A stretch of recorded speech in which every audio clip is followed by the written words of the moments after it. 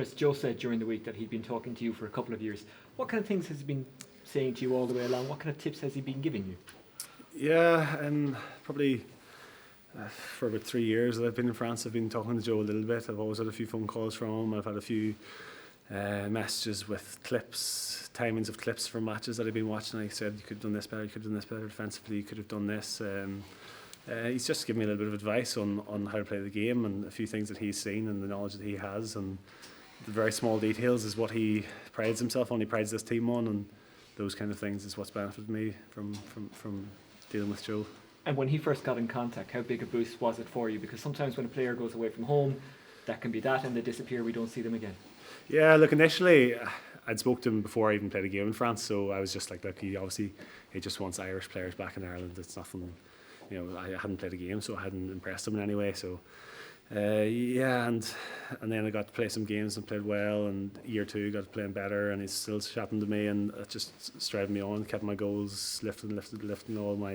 All I wanted to do was pretty much come back and play rugby in Ireland, so he definitely helped, yeah. And sometimes a player makes a move, it can be risky, but it turns out okay. For Andrew Porter, it was moving from one side of the scrum to the other. For you, it was moving to Munster.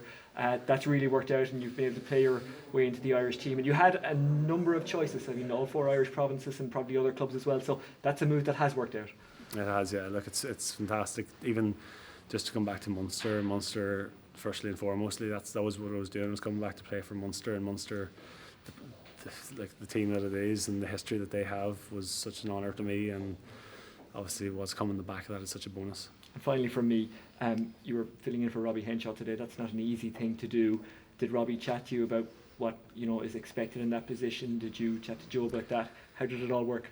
No, I don't think it needs to be said what's expected when you wear a 13 jersey with Ireland, because of who's been there before and what they've done between Gary, Robbie and Brian Driscoll before that. Look, they've all been unbelievable, and there's a certain expectation there, and I know it because I've watched them for the last 6, 7, 10 years, whatever it's been, and they've all done amazing things there, and there is a pressure without a doubt. But for me, it was almost like going back to the Fiji game that I played in November, just trying to fit in, and whatever else comes with that is a bonus again. How much did you learn from that Fiji game? Because that was a big moment, wasn't it? Yeah, it was. I was just like, Robbie gave me another in the week later against Argentina, and that was the big one for me, because the players that were around me made me feel a lot more comfortable than I did against Fiji, and I just got another opportunity to grow in the shirt, and that helped.